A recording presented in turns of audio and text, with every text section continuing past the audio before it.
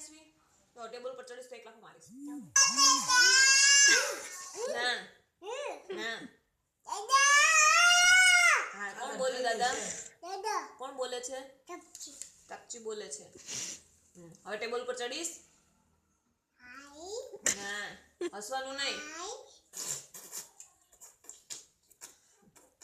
હસવાનું નહીં ખોટું ખોટું નહીં હસવાનું ખોટું મમ્મી ખીજાય છે હસવાનું નહીં